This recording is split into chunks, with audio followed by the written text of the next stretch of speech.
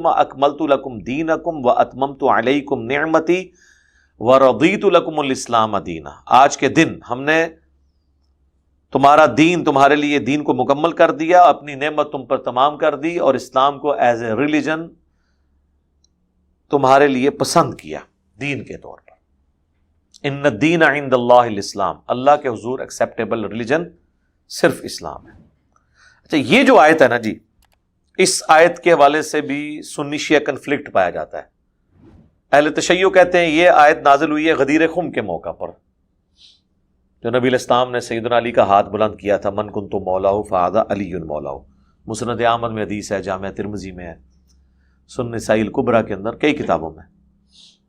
اور وہ کہتے ہیں دین مکمل ہونا یہ تھا کہ نبی علیہ السلام نے اللہ تعالیٰ کے کہنے پر وصی مقرر کر دیا تھا حضرت علی کو. اللہ کا شکر ہے کہ یہ وہ کلیم غدیر خم کے بارے میں کرتے ہیں. اس کی وجہ سے ان کا جو یہ کلیم ہے نا وہ کمزور پڑ جاتا ہے. اس کی وجہ یہ ہے کہ حجۃ الوداع میں جو پبلک گیدرنگ تھی وہ تو تھی میدان عرفات کے اندر اور منی کے اندر. وہاں کے خطبوں میں تو آپ کو قرآن کا ذکر ملتا ہے. صحیح مسلم میں اپنے باپ وہ چیز چھوڑ کے جا رہا ہوں جسے پکڑ لو گے مضبوطی سے گمراہ نہیں ہوگے، وہ اللہ کی کتاب ہے. حاکم میں ایک حسن درجے کی روایت ہے، کتاب اللہ اور سنت. ترمذی میں ایک روایت ہے جس کی صحت میں اختلاف ہے، اس میں قرآن اور اہل بیت کا ذکر ہے، اور آگے ذکر ہے کہ یہ قیامت تک کٹھے رہیں گے. لیکن وہ قرآن اور اہل بیت ایک جنرل ہے کہ قرآن پکڑنا ہے، اہل بیت کے ساتھ اس نے سلوک کرنا ہے، جس طرح کہ غدیر خم پہ فرمایا، جو مسلم شریف میں اوپر تلے 4 حدیث ہیں کہ 2 بھاری چیزیں چھوڑ کے جا رہا ہوں. ان میں پہلی چیز اللہ کی کتاب ہے، اس میں ہدایت ہے، نور ہے، یہ اللہ کی رسی ہے، تم اسے پکڑو، جو اسے پکڑے گا ہدایت پہ ہوگا، جو چھوڑ دے گا گمراہ ہو جائے گا. دوسری چیز میرے اہل بیت ہیں، اہل بیت کے معاملے میں تمہیں اللہ کا خوف دلاتا ہوں. 3 دفعہ نبی علیہ السلام نے فرمایا. اتنا حصہ تو مسلم شریف کے اندر ہے. بہرحال سنی شیعہ دونوں متفق ہیں کہ غدیر خم پہ نبی علیہ السلام نے حضرت علی کے لیے فرمایا، من کنت مولاہ فہذا علی مولاہ.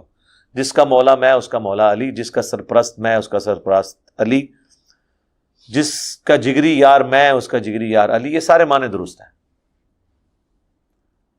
شیعہ ایک سٹیپ آگے جاتے ہیں، وہ کہتے ہیں اس سے کنکلوژن یہ نکلتا ہے کہ وصی رسول حضرت علی ہیں. ہم کہتے ہیں اگر وصی رسول حضرت علی ہوتے تو حضرت علی شیر خدا اپنی جان دے دیتے اور رسول اللہ نے جو ان کی ڈیوٹی لگائی تھی اسے پوری کرتے، جس طرح جمل صفین نہروان میں پوری کی ہے، اور اپنا حق کسی کو دینے نہ دیتے. میں نے تو نہج البلاغہ سے خلفائے ثلاثہ کی شان میں حضرت علی کے خطبات پیش کیے. تو وہ کہتے ہیں اس موقع پہ دین مکمل ہوا ہے اور وصی رسول اناؤنسمنٹ کر دی.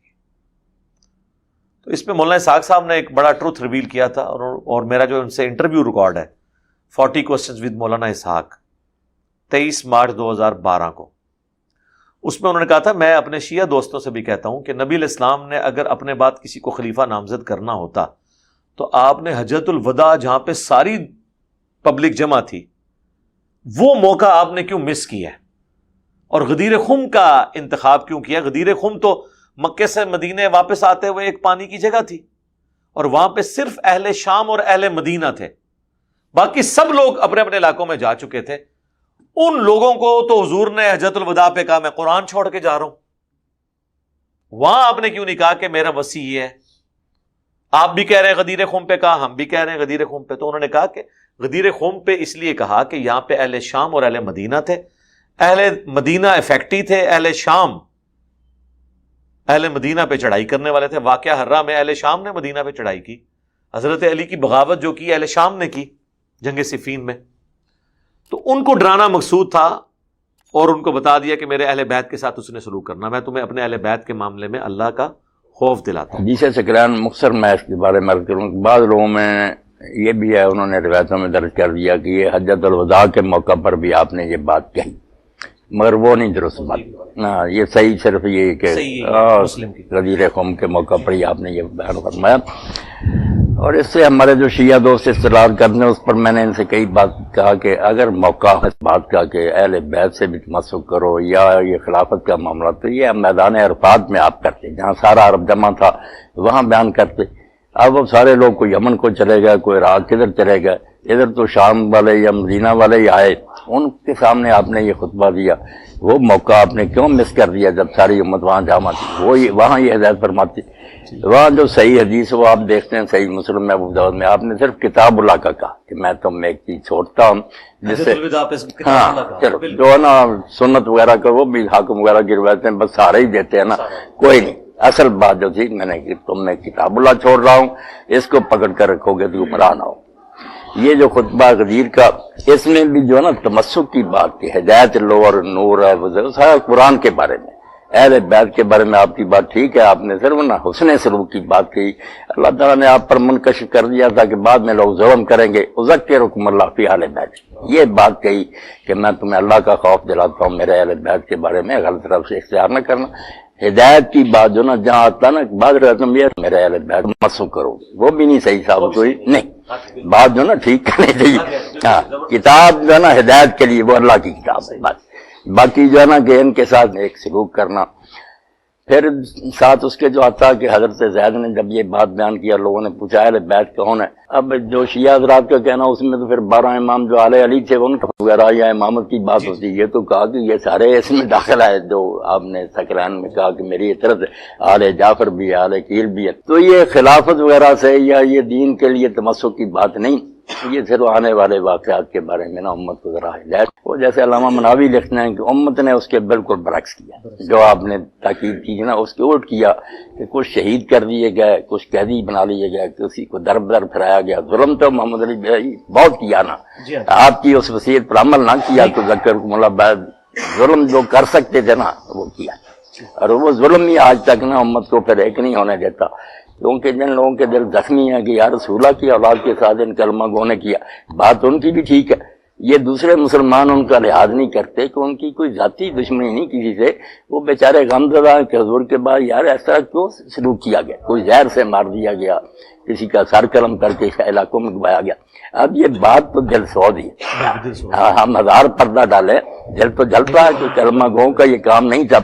اور میں یہاں صرف ماہر القادری کا ایک شعر جناب نقل کر دوں گا، ان کے ہاتھوں سے لٹی باغ رسالت کی بہار، جو نمازوں میں صدا پڑھتے رہے سلینا۔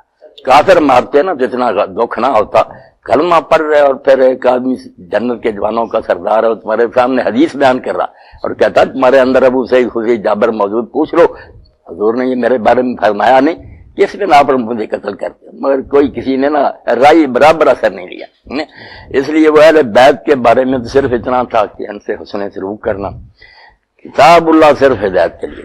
ٹھیک ہے، غدیر خم پہ خطبے کا کرنا ہی اس بات کی دلیل ہے کہ اس خطبے کا تعلق مستقبل میں آنے والے واقعات کے ساتھ تھا۔ نبی الاسلام کا وصی قرآن ہے، ہم حضرت ابوبکر صدیق کو نبی الاسلام کا وصی نہیں مانتے ہیں، خلیفۃ الرسول کہتے ہیں، اور خلیفۃ الرسول بھی رسول اللہ کے بنانے پہ نہیں، اجماع صحابہ پہ، جو سقیفہ بنی ساعدہ میں ہوا، اس میں کچھ مسئلہ مس ہینڈل بھی ہو، اس میں میری ویڈیو بھی دیکھ لیں، لیکن الٹیمیٹلی جب 6 مہینے بعد حضرت علی نے بیعت کر لی تو وہ اسٹیبلش ہو گیا، آج کی ڈیٹ میں وہ ایشو کنکلوڈڈ ہے۔ اس اعتبار سے وصی صرف قرآن ہے، کیونکہ رسول اللہ کا وصی وہ ہوگا جو قیامت تک کے لیے باقی رہے۔ نبی فوت ہوتے تھے تو اپنے بعد ایک وصی بناتے تھے اور سلسلہ چلتا تھا۔ چلیں ان کے وہ جو 12 اماموں والا ان کا کنسپٹ ہے، وہ بھی تو آخری امام کو بھی تو غیابت میں گئے ہوئے 1200 سال ہو چکے ہیں، 1200 سال سے امت وصی رسول سے تو محروم ہے، نہ کوئی ان کا واٹس ایپ نمبر ہے کہ ہم ان سے بات کر لیں، کوئی میسج نہیں کر سکتے۔ جب یہ میں باتیں کرتا ہوں کہتے ہیں نہیں اماموں کی توہین کر رہا ہے، بھائی آج کے ماڈرن دور میں اسی طریقے سے بات ہوگی نا یار، اس میں توہین والی کون سی بات ہے؟ جب ایک بندہ سامنے آنے کے لیے تیار نہیں ہے، سارے شاہ جی الویخ رہے ہیں، شاہ جی تک ایک سور ہے، جب ایک بندہ سامنے آنے کے لیے تیار نہیں ہے اور وہ امام بھی ہے تو ظاہر ہے کہ پھر میں اس سے رابطہ تو کروں گا نا۔ آپ کے رابطہ نمبر بھی نہیں، اور 1200 سال سے بغیر امامت کے امت گزر رہی ہے، اس کا مطلب ہے کہ امام کے بغیر بھی امت گزر سکتی ہے، امامت کے بغیر نہیں گزری، امام تو اللہ کے نبی دے گئے ہیں۔ یہ کتاب یہی تھی حجۃ الوداع پہ، یہی تھی غدیر قوم کے اوپر، یہی ہے وصی رسول۔ ہم نے تو کبھی کلیم نہیں کیا کہ حضرت ابوبکر جو ہیں وصی رسول ہیں، نہیں، قرآن ہے، کیونکہ وصی رسول اگر فوت ہو جائے تو اسے پھر نیکسٹ وصی اپنا بنانا ہوگا، اور یہ سلسلہ چلنا چاہیے، تو سلسلہ تو کوئی نہیں چلا، قرآن وصی رسول ہے قیامت تک کے لیے، یہ اللہ کے نبی کا خلیفہ ہے۔ تو لہٰذا یہ اس آیت کو اس سے ریلیٹ کرنا ہی غلط ہے. اور یہ آیت بھی غدیر خم پہ نازل نہیں ہوئی ہے، یہ میدان عرفات میں ہوئی ہے. اہل تشیع کہتے ہیں ہاں جی بعض روایتیں میدان عرفات کی ہیں، نازل وہاں ہوئی ہے، پڑھ کے آپ نے یہاں بتائی ہے. ہم کہتے ہیں چلے آپ کی یہ بات مان لیں، ہمارے نزدیک تو میدان عرفات میں نازل ہوئی، وہیں آپ نے اس کو بیان کیا. بخاری مسلم دونوں میں حدیث ہے، حضرت عمر کے پاس ایک یہودی آیا اور کہا کہ آپ کی کتاب میں ایک ایسی آیت ہے جو ہم پہ نازل ہوتی ہے، ہم اسے عید کا دن بنا لیتے، اور وہ یہ آیت ہے الیوم اکملت لکم دینکم، کہ دین تمام ہونے کا آپ کو خوشخبری دی گئی. تو حضرت عمر نے بڑا انٹلیکچوئل جواب دیا، انہوں نے کہا ہم خوب جانتے ہیں یہ آیت کب رسول اللہ پر نازل ہوئی. یہ آپ صلی اللہ علیہ وآلہ وسلم پر یوم عرفہ کے دن نازل ہوئی، 9 ذی الحجہ 10 ہجری کے اندر، اور اس دن جمعے کا دن تھا. حضرت عمر نے تو ڈھکے چھپے الفاظ میں میسج دیا. یہی حدیث جامعہ ترمذی میں آتی ہے، اس میں عبداللہ بن عباس کے پاس ایک یہودی آ کے کہتا ہے کہ یہ آیت جو آپ کی کتاب میں ہے نا، ہم پہ نازل ہوتی تو ہم اسے عید کا دن بنا لیتے. تو حضرت ابن عباس نے کہا اللہ نے ہمیں پہلے ہی اس دن 2 عیدیں دی ہوئی تھی، ایک یوم عرفہ اور دوسرا جمعہ، تو یہ 2 عیدوں والے دن یہ آیت نازل ہوئی ہے. اب مجھے بتائیں یوم عرفہ کیا ہماری ڈکلیئرڈ عیدوں میں آتی ہے؟ جمعہ کیا ڈکلیئرڈ عیدوں میں آتی ہے؟ نہیں، لیکن ہم آنری طور پہ اسے عید کہتے ہیں. تو سر اگر کوئی میلاد شریف کو عید میلاد النبی کہہ لے آنری طور پہ تو کوئی نہیں چڑھنا چاہیے. کوئی غدیر خم کو عید غدیر کہہ لے، کوئی نہیں چڑھنا چاہیے. عید غدیر کہنے سے وہ عید وہ والی نہیں بن جانی جو 2 ہماری عیدیں ہیں. وہ شیعہ بھی 2 مان رہے ہیں، سنی بھی 2 ہی مان رہے ہیں. اس طرح بے شمار عیدیں بنائے. جمعہ 52 عیدیں تو جمعے کی بن گئی. جمعہ عید کا دن نہیں ہے مسلمانوں کے لیے. یہ ساری آنری طور پہ عیدیں ہیں. مین عیدیں وہی ہیں 2. تو آنری طور پہ جتنی کو بناتے ہیں یہ کوئی جھگڑا نہیں ہے. جھگڑا اصلی بات یہ ہے کہ اس میں سے آپ نے نکالنا کیا ہے. اگر آپ نے یہ نکالنا ہے کہ جی نبی الاسلام نے اپنا وصی بنایا کسی کو، تو پھر یہ بات پھر بالکل غلط ہو جائے گی. نبی الاسلام نے قرآن اپنا وصی بنایا ہے. بخاری مسلم دونوں میں حدیث ہے، عبداللہ ابن ابی اوفا سے کسی نے پوچھا کہ نبی الاسلام نے کیا وصیت کرنا امت پہ لازم کیا تھا؟ انہوں نے کہا کہ نبی الاسلام نے ہمیں قرآن پہ چلتے رہنے کی وصیت کی تھی. صحیح بخاری میں آتا ہے حضور کی وفات والے چیپٹر میں، سیدہ عائشہ کو کوئی آ کے کہتا ہے کہ لوگ تو یہ بات کر رہے ہیں کہ حضرت علی کو رسول اللہ نے اپنا وصی بنایا تھا. تو حضرت عائشہ نے کہا حضور کی وفات میری گود میں ہوئی ہے، اللہ کے نبی علیہ السلام نے کسی کے لیے اپنی وصیت نہیں فرمائی. حالانکہ یہ موقع تھا حضرت عائشہ یہ کہہ سکتی تھی کہ میرے باپ کو خلیفہ بنایا حضور، نہیں کہا. بلکہ اس سے بھی بڑھ کے صحیح مسلم میں حدیث ہے، کسی نے اما عائشہ سے پوچھا کہ آپ بتائیں کہ اگر اللہ کے نبی اپنا خلیفہ کسی کو بناتے تو کسے بناتے ہیں؟ اور انہوں نے کہا کہ میرا خیال ہے کہ حضرت ابو بکر کو بناتے ہیں. ان کا اس کے بعد فرمایا عمر کو. اس نے پوچھا اس کے بعد، تو کہا ابو عبیدہ ابن جرح کو. تو حضرت عائشہ نے کبھی کلیم نہیں کیا حضرت ابوبکر صدیق کو خلیفۃ الرسول یا وصی رسول. اس حوالے سے جو شیعہ اہل سنت پہ الزام لگاتے ہیں، یہ بعض اہل سنت کلیم کرتے ہیں ہم خلیفۃ الرسول انہیں اس لیے نہیں مانتے کہ نبی نے اپنا خلیفہ بنایا ہے. خلیفۃ الرسول اس لیے مانتے ہیں کہ صحابہ نے چنا ہے. رہ گئے نمازیں پڑھنے والی بات، یا وہ کہتے ہیں جی بخاری میں حدیث ہے ابو بکر کے علاوہ سارے دروازے بند کر دو، وہ تو ترمذی میں حدیث ہے علی کے علاوہ سارے دروازے بند کر دو. وہ فضائل تو دونوں طرف موجود ہیں. نماز تو عبد الرحمن بن عوف کے پیچھے بھی حضور نے پڑھی ہے. ٹھیک ہے، اشارے ہونا یہ میں بھی مانتا ہوں کہ جو غالب چیز یہ ہے کہ نبی علیہ السلام اگر اپنا وصی بناتے ہیں تو حضرت علی کو نہ بناتے ہیں. اس کی وجہ ہے کہ حضرت علی تو حضور کے بچوں کی مانت تھے، تو اس میں یہ ایک عنصر آ سکتا تھا خلافت و ملوکیت والا. تو اس معاملے میں زیادہ غلوف سے کام نہیں لینا چاہیے. میں نے 3 گھنٹے کی ویڈیو ریکارڈ کروائی ہے وصی رسول کون ہے اور حدیث قرطاس کا تحقیقی جائزہ. وہ کہتے ہیں جی وفات کے وقت حضور نے کاغذ قلم مانگا تھا.